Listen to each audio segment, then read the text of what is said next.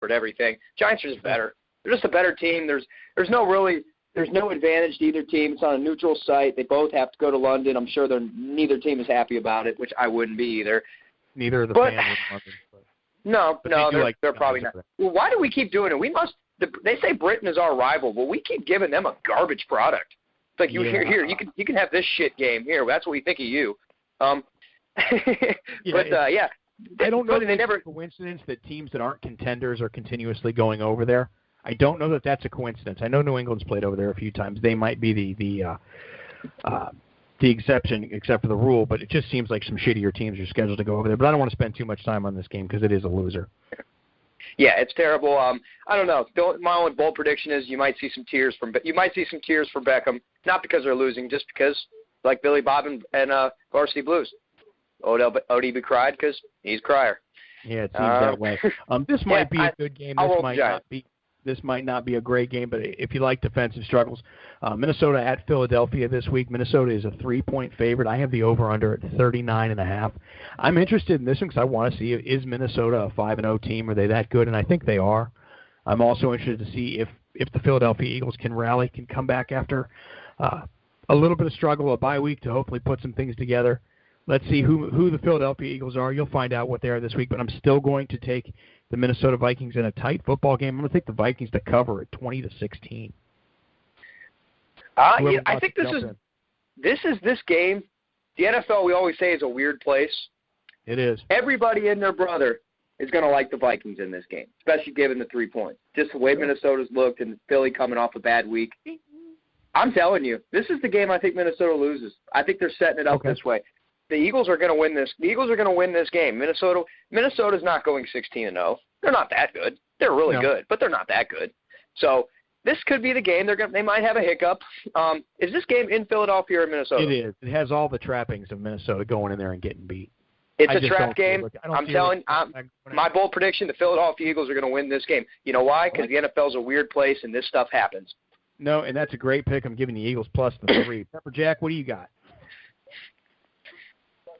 Well, Pepper Jack is on them Vikings because until they lose, I'm of the opinion they are for real. I think that Bradford's done a pretty decent job keeping them out of harm's way over the first 5 games. They are 5-0 against the spread during the first 5 games of the season this year. That's a bonus. Philadelphia, I think we talked a couple weeks ago about when they were 3-0. Are they really a 3-0 football team? And since then, they've dropped 2 in a row. Yep. Minnesota had a nice bye week to recover. Yeah, Minnesota had a nice week off. I don't know if Stephon Diggs is going to be available. I believe he will be. I don't know if that's going to make much of a difference. I just see a very good Minnesota Viking football team right now, and I see them going into Philadelphia, and I see Ryan Matthews being shut down. I see Carson Wentz struggling a little bit against the Purple People Eaters. You did mention 39.5. That's one of the lowest point totals I've seen all year. All year, yes, sir. Yeah, all year. And the way Minnesota's playing, you gotta factor in maybe a defensive score in this game or a kick return from Cordero Patterson. I see Minnesota 20, Philadelphia 10.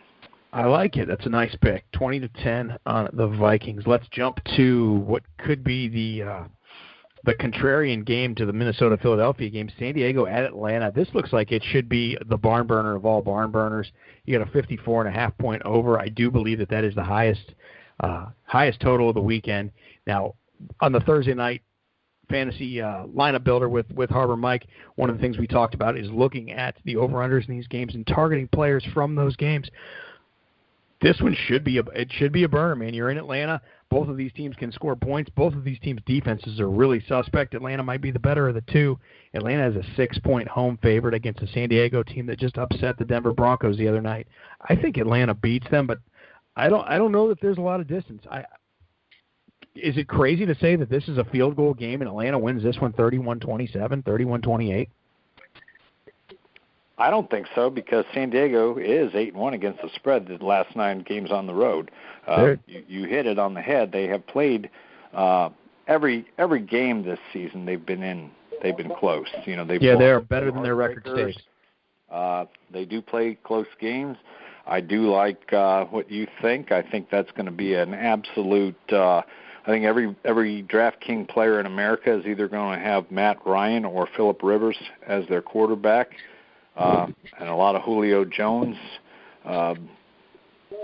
Also, I see this game going in favor of Atlanta because I agree with you. They are a team on the rise. They seem to protect Matt Ryan very well this season. Yeah, he's a happy guy these days for sure. Yeah, I would see him within 5. I'm going to take the points. I'm going to take San Diego plus the 5 only because San Diego has played close all season long. I don't see it going over. I think America is 74% on that over. I see it closer like a 24-20, 27-24 kind of football game. I think that I want to clarify what I said there too. I had this at a 31-27, 31-28 file, but I said I would take Atlanta. That's not what I meant to say. I am taking San Diego plus those points. These are two teams that are better than we think, and I like the points. But I'll stick with my number 31-27. Atlanta wins the game. I'll take San Diego and the points. Joe, what do you got here? I love the Atlanta Falcons in this game. I'm actually starting to believe in this team. They show, even in a loss last week at Seattle, that's a very tough place to go play, and Seattle's just fine. Seattle Seahawks are going to be just fine. They're a good football team. Atlanta, not to mention the referees had a hand in that game, Leslie. That's a little bit different. Atlanta pressed me. They've impressed me more in that road loss than they have in any of the other games. Now I think I'm ready to believe in this team. I like them big in this game. I'll be honest with you. I got to go against what you guys are saying. I like them big. I don't think San Diego can stop anyone. I think the Atlanta Falcons defense has improved. I don't think it's good, but it has gotten better, it seems. It has started to get better. I like Atlanta to roll with this one. I like a 35-31, 31-35, something like that, to 13 type ball game. I think they're going to put the wood to them. That's a beating. Well, let's see what happens. It should be a pretty exciting game. Let's move through these a couple of them pretty quick. For example, your NFC or AFC East, Buffalo travels south to Miami and South Beach. Is this the time that Buffalo can go down there while they're hot, go enjoy themselves in South Beach, and get beat? Absolutely. Absolutely. This is a division game. Anything goes, man. There's a reason why this number is at 2.5. Buffalo's a 2.5-point favorite. Over under here is at 44. I'm going to make this one quick. I have no faith in the Miami Dolphins, but boy, they seem to play people pretty tough at home. This is a division game. I think Miami wins this game by a field goal. I'm tending to agree with you. I don't like. There was one team that Pepper Jack says on the rise. I'm not like I said before. I agree with the Atlanta Falcons. I'm ready to buy into the Atlanta Falcons. I'm not ready to buy into the Buffalo Bills. Yeah. I do look at a New York Jets team who is terrible, and that is their one. And they went into that stadium and actually lit them up. They sure did. So they sure did. Anyway, so there's reason to believe that team might be okay, but there's also reason to believe the Jets might really suck too. Jets are very, very bad. And 2 weeks into the season, now all of a sudden 4 straight, and they're a turned around team. I like Miami at home. This team's a son of a bitch at home. They are very pesky at home, as the Pittsburgh Steelers found out last week. Sure did. I like the Dolphins. I'm going to go with the same score as you. I like 20-17 Miami in this game. Jack, what do you got? I just know last week at this time we were saying how Pittsburgh was going to go in to Miami and lay the wood. I know. I remember that. I know Ben Roethlisberger was. I mean, who didn't think that though? I mean, that was the biggest shock. I think that might have been one of the biggest shocks of the season. What happened there? Yeah, unbelievable. I mean, Ajayi, or however you say Jay Ajayi. I think he collected all those fantasy points last week on every team in America's bench. I doubt anyone pulled the trigger on him to get in the starting lineup who had him. Maybe he's for real. I think he ran for over 200 yards against the Steelers last week. He did. First 200-yard rusher of the season, I think. Yeah, Buffalo's got a heck of a defensive presence. They are going into Miami. They are about ready to lay an egg because Pepper Jack did say they're a team on the rise, so that's the kiss of death. Yeah, that's the kiss of death. I'm going to go the opposite of you guys. I'm going to hit it right on that head, though, too, and I'm going to go Buffalo 20, Miami 17. All right. Can't hate you for it. It's one of those division games. I mean, anything goes, should man. Be good, actually. Might be a better Ryan Tannehill, I mean, we pretty much wrote him off last week as being one of the worst quarterbacks in the NFL. Yeah, I think he sucks. I don't think that Miami offense, I don't think their passing game was tremendous last week. I can't recall. I think Landry might have had 91 yards receiving. Yeah, they set things up nicely. Touchdown.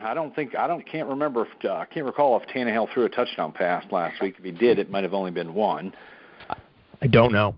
Yeah. I know it was the Jay Ajayi show. I know that their offensive line is a little bit better than we may have imagined. Mike Pouncey is back. That Laramie Tunsil, as long as he's upright, is playing okay. Again, here's the old story. Protect your quarterback, then you find out what you got once you can protect him and give him time to throw. I still don't think Tannehill's any good, but Miami's impressed at home. Let's see what they got. They're a pesky team. They're a pesky team down in South Beach, too. They sure are. This might have been one of our better games.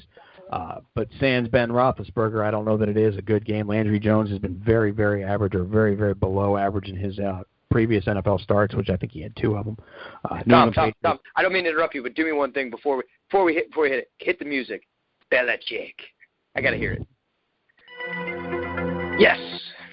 We're getting to it. New England Patriots travel to Pittsburgh. I don't know, man. As a 7-point favorite, the Patriots are over under 47.5, but they're a 7-point favorite. That's a lot of points in the NFL. I know that Pittsburgh's different without Roethlisberger. How different are they? They're coming off an ass beating. Landry Jones has probably got the ability to be a game manager. He's been in that system long enough. But I think Todd Haley is not your best offensive coordinator. I really don't. I don't see how you don't get Le'Veon Bell involved last week. It looked like he hit the panic button and stopped getting him involved when they fell behind to Miami. I never really liked Todd Haley anyway. I do think New England wins this game. I'm just really reluctant to lay the 7. I would never bet this, but I'm going to take New England minus the points because we're just having a good time here. So I'm taking New England minus the 7 to win this game. 24-14. Pittsburgh's going to have a hard time moving the ball. I'm all over the I want to give you a fantasy implication, too, before I forget. Sure. Last week, James White blew up in daily fantasy. Pepper Jack, do you know anybody who had James White in a lineup last week? Nope. I didn't see it anywhere. I looked at all those winners on DraftKings, FanDuel. I looked everywhere. I didn't see a single winner or a single James White in any one of these winning lineups. I didn't find him anywhere. Nobody started him. This is how the New England Patriots and the greatness that is Mr. Bill Belichick work out. No James White this week. Watch LeGarrette Blount blow up. I really didn't have that broken down in time for the Thursday show, but watch for LeGarrette Blount. I don't think he's going to have a Jay Ajayi-like game, but I think Belichick's picking up something of what Miami did last week. Blount's going to get 15 touches out of the backfield and run them over this week. Start LeGarrette Blount. He's at like 4,900 in DraftKings. You might have something. Being LeGarrette Blount's history, I've always found it very ironic that his last name is Blount. I found that to be very ironic, being that his histories with the run-ins with the law, in relation to that green plant. Is it irony or is it just destiny? Pepper Jack, who you got winning this one? Is that iced tea? Lemonade. Sorry. Yeah, I'm with you guys. I just, Pittsburgh's a whole different football team at home, though. I will go down that road. Landry Jones is just not Ben Roethlisberger. And fantasy relevance for Antonio Brown is just dwindling. That's like saying Adele is not Megan Fox. Yes. That's a very, very good analogy, Joe. I see Pittsburgh. I agree with Tom. I think that they've got to get Le'Veon Bell involved in the offense. Don't know if he's capable of busting one off against these Patriots. I know that Mr. Belichick over there in New England always has a trick up his sleeve or always makes somebody else the star. I think Gronkowski had a huge game for them last week. Julian Edelman has pretty much fallen off the fantasy planet the last handful of weeks. Is this the week that they get Julian Edelman more involved in the offense, along with LeGarrette Blount? Is this the week that they get this Malcolm Mitchell, this speedster, down the sidelines? I don't know. You'll go with New England. Belichick thrives on that mystery that is plugging in. You don't know who to cover. I can't resist. I'm sorry. Killing me. He hasn't been worth a shit. I don't even start him. And I have him coupled with Brady in 2 leagues. I don't even touch him. Give me a final score here, Jack. Well, America likes the New England Patriots 68% of the time here this week. I know it is a 7-point spread. I think it opened at 1.5, New England minus 1.5. I would have loved to have jumped on that one Sunday night or Monday prior morning. To some bad news. Yeah, but, New England blew out their opponent last week by 18 points. They just have